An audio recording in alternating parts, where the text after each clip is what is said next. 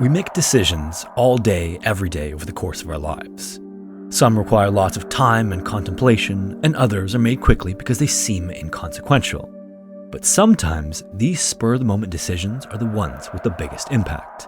As always, viewer discretion is advised.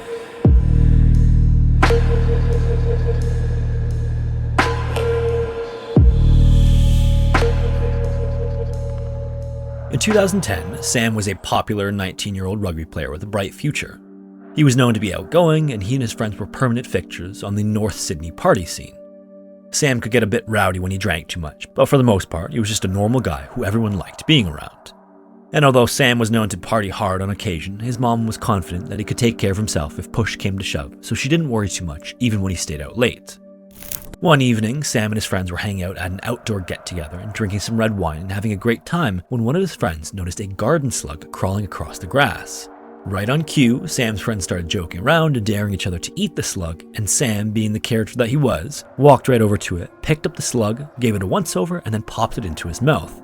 Thankfully, by then, his taste buds had already been dulled by the red wine, so the slug went down without a fight. As soon as he'd swallowed it, his friends laughed and congratulated him, and the night continued on as if nothing out of the ordinary had happened.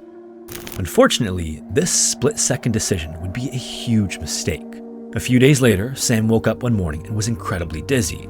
This was quickly followed by him getting extremely nauseous and then experiencing intense pain in both his legs. Because of how quickly all the symptoms came on, his mom hoped that he was just coming down with the flu, but she secretly worried that he had multiple sclerosis like his father. And then rather than getting better after a few days like you'd expect from the flu, Sam's condition continued to worsen. Eventually, his mom decided to play it safe and take him to the hospital and see if she could get him diagnosed. Pretty quickly, and to his mom's relief, multiple sclerosis was ruled out, but Sam's doctors still weren't sure why his health was deteriorating so rapidly. Then, after asking him to go through his last couple of days, he told him about how he'd eaten the slug at the party, and right away, things started to become a little more clear and doctors had an idea of what was wrong. Soon enough, lab tests confirmed the doctor's suspicions. Sam had been infected by rat lungworms that had been passed on from the slug. Rat lungworms are these tiny snake-like parasites that are common in Australia and Southeast Asia. These parasites got their name because they often congregate in the lungs and the other organs of the host, which are generally rodents. They can then be passed on to intermediate hosts like slugs, frogs, and other animals when they come into contact with or consume rodent excrement, which they frequently do. And in rare instances, these animals can transfer the parasitic worms to humans like Sam. The one he'd eaten had probably consumed rodent droppings shortly before he consumed it. On top of that, as disgusting as the rat lungworms are, it's the larvae that do the most damage.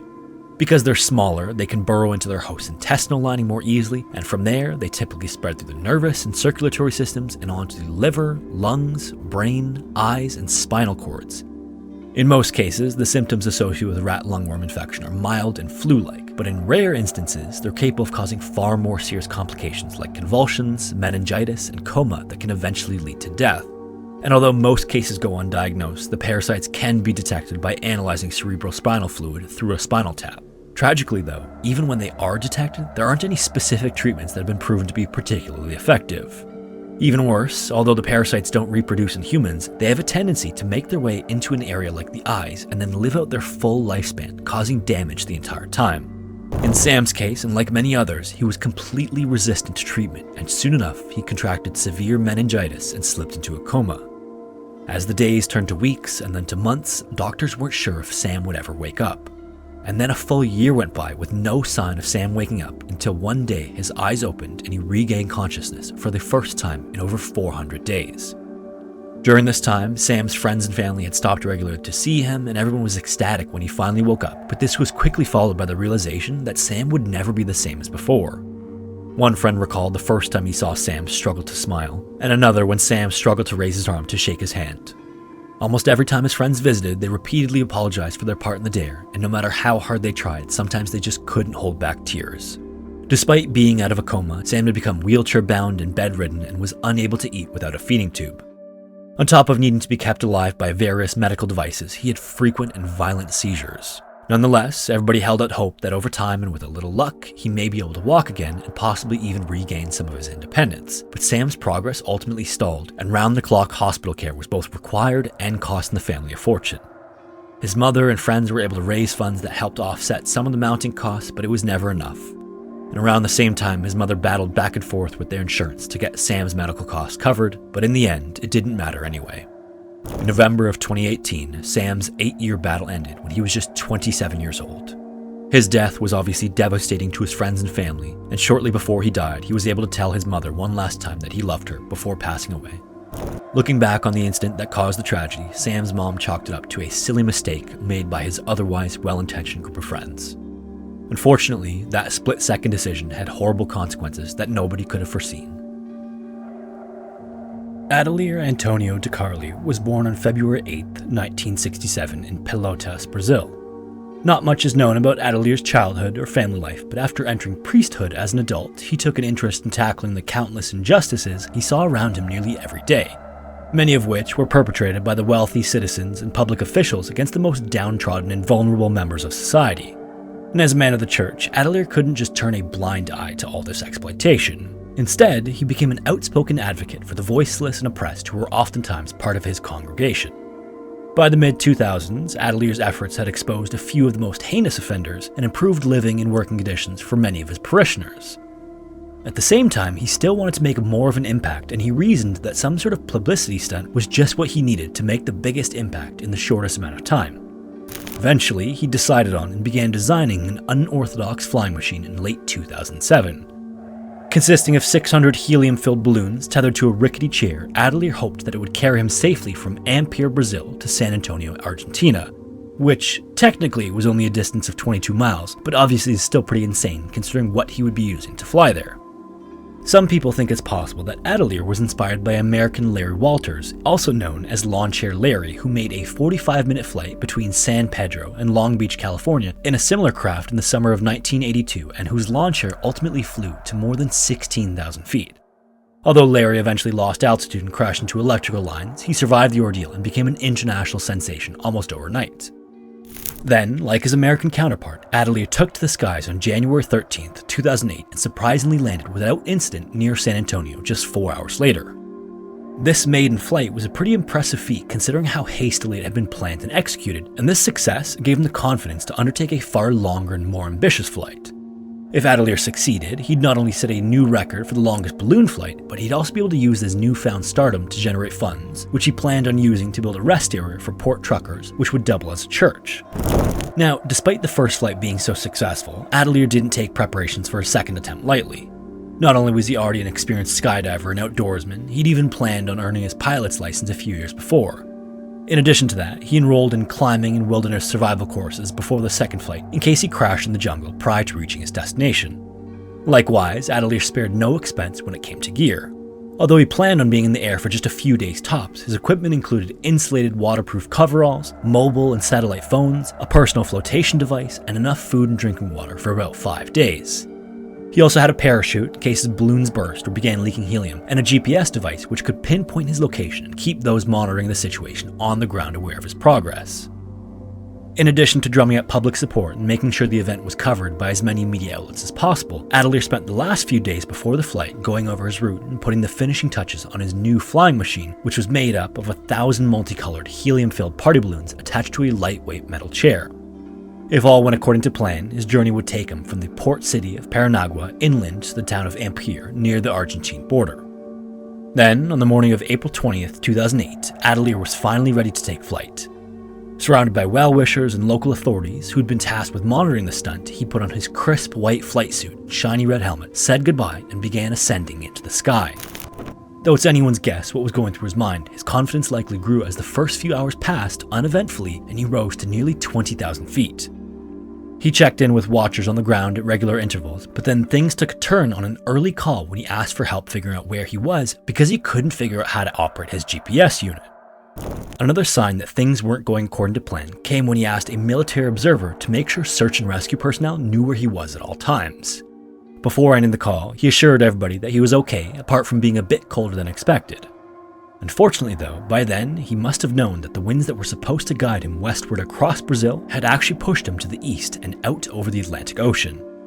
In fact, his last known location was more than 10 miles off the Brazilian coast in the vicinity of the Tamborets Islands. That was the last time anyone heard from Adelia. All communication with him stopped by the evening of the 20th, and those on the ground were split on where he was and if he was dead or alive. While some people thought there was a good chance that he'd been blown back on course and would be found alive and well, others thought that he'd gone down in the ocean and probably drowned. However, Adelia was relatively young and in shape, and survival wasn't out of the question since he had food and water, a personal flotation device, and insulated clothing. The following day, Brazilian Navy vessels and aircraft were called in to scour the area, but by the 29th, they'd only found a few deflated balloon fragments along the coast north of his point of departure. The search continued for over a week, but was officially called off just 9 days after Adelia took off, and other than a few colorful balloons, no additional evidence was found. Tragically, on July 4th, 2008, workers on an oil rig discovered the bottom half of a human body strapped to a chair and surrounded by partially deflated balloons. Needless to say, the remains were assumed to be Adelia, and this was confirmed by comparing DNA taken from the cadaver to a sample taken from Adelia's brother. His family, followers, and parishioners were heartbroken, although they did at least have some closure. They could take comfort in the fact that he died for a worthwhile cause. But, as is often the case when these types of stunts end in disaster, not everyone shares this positive outlook. In fact, the instructor who'd kicked Adelia out of flight school a few years earlier had a different take on his death. He said that it came as no surprise that Adelia had tried such a dangerous stunt because during a short time in flight school, he constantly bragged about how his faith would protect him, and this caused him to be careless. By early 2007, 28-year-old Jen was already a married mother of 3. Her youngest daughter was just 11 years old, and the family lived a pleasant, middle-class existence in Rancho Cordova, California. Jen worked at a radiology clinic in Sacramento and was well liked by her coworkers and supervisors, and like thousands of Californians who lived and worked in and around the state's capital, she regularly listened to a popular radio show called The Morning Rave on her way to the clinic. Known locally as The End, the station was actually owned by a large media conglomerate headquartered more than 2,700 miles away in Philadelphia. Jen was usually just a casual listener, but that changed during the holiday season when the station began advertising for an upcoming contest it dubbed Hold Your Wee for a Wee.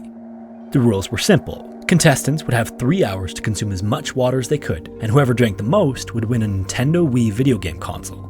But there was one big caveat. Trips to the bathroom were strictly prohibited. In fact, urination meant instant disqualification. Contestants would just have to hold it as long as they could.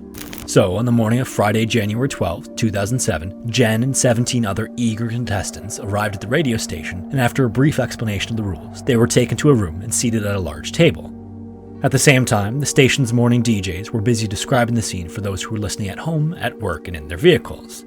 The contest officially got underway when each contestant was given an 8-ounce or 240 milliliter bottle of water and told they had 2 minutes to drink it. In the beginning, 2 minutes was more than enough to drink that small amount of water, but soon enough, as they drank more and more water, these bottles became a struggle. The more they drank, the more bloated they felt, and the more painful the contest became, and the empty bottles piled up around them. Unfortunately, only 30 minutes into the contest, everyone started to realize that they had a full 3 hours of this.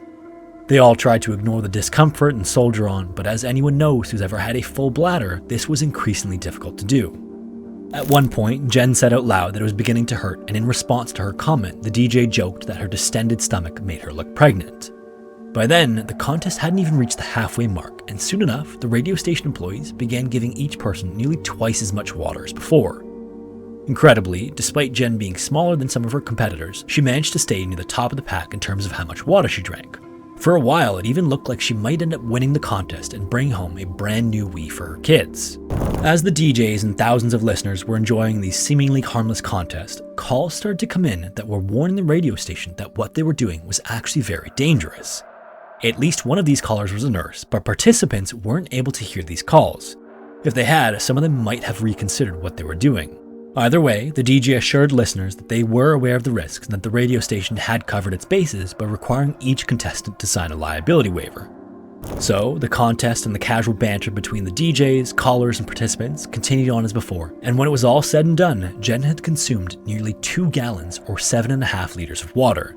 Sadly, this was only enough for a second place finish, for which she got 2 tickets to an upcoming Justin Timberlake concert. Ordinarily, a person might be happy to have come in second place, but by then, Jen was extremely nauseous and had a pounding headache, which was obviously due to the amount of water she consumed. Even worse, she was scheduled to work that afternoon, so after she claimed her prize, she left the station right away. Accounts given by other contestants seemed to indicate that Jen wasn't dealing with just a normal headache or mildly upset stomach either, but for whatever reason, nobody bothered to ask how she was or offer her help. So eventually she left the station to head to work, and then on the drive to work, her condition worsened to such an extent that she ended up having to call her office and tell her supervisor that she wasn't going to make it in. During the call, Jen repeatedly told her what a horrible headache she had and was to the point of tears during the entire conversation. That was the last time anyone spoke to Jen. She would manage to make it home safely, but tragically, her mother discovered her lifeless body in the bathroom of her home 5 hours later. An autopsy later revealed that Jen had died of hyponatremia from acute water intoxication. This results from excess water diluting the electrolytes in your body, which need to be kept in a certain range for your body to function correctly. Following the news of Jen's death and in the aftermath of the contest, 10 radio station employees were filed almost immediately after the incident. Shortly after that as well, Jen's husband filed a wrongful death lawsuit and sought damages from the station for Jen's death. During the trial, jurors heard troubling and often conflicting accounts of what transpired during the contest. Her husband's attorney called in a kidney expert to inform jurors about the effects of acute water intoxication, and specifically how it could disrupt the body's delicate balance of electrolytes to such a degree that it could kill someone. During the trial, it was clear that both sides agreed that Jen's death had been caused by hyponatremia, but they couldn't have been further apart when it came to blame and liability.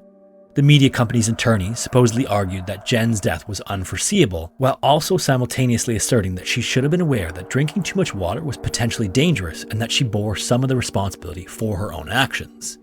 This obviously didn't sit well with jurors. After all, if the radio station couldn't have foreseen Jen's death, how could they claim that she should have? In addition to that, the jurors couldn't understand why the DJs hadn't warned the contestants after receiving multiple calls from concerned listeners. Another damning discovery came later in the trial when jurors learned that the contest hadn't even gone to the company's legal department for its official stamp of approval. If it had, it's reasonable to assume that the contest wouldn't have taken place at all. At the very least, the radio station may have chosen to have a medical professional on site in case anyone got sick. In any case, after closing arguments, the jury deliberated for approximately 2 weeks and ultimately found the media company liable for the actions of its employees and Jen's death. Jen's family was eventually awarded $16 million in damages. In a post-trial interview with Good Morning America, her husband's attorney said that Jen acted as any normal person would have in the same circumstances. In other words, it was reasonable for her to assume that the radio station had done its due diligence. Sadly, they hadn't, and what might have been a fun and rewarding experience turned into a life-changing nightmare for Jen's family. Hello everyone, and welcome to Scary Interesting. If you enjoyed this video, this is part of a series, so you may want to check out the other videos in the series. If you want to support the channel, give this video a like, and if you have a story suggestion, feel free to send it to the email found in the description or to the Scary Interesting subreddit. Thank you all so much for watching, and hopefully I will see you in the next one.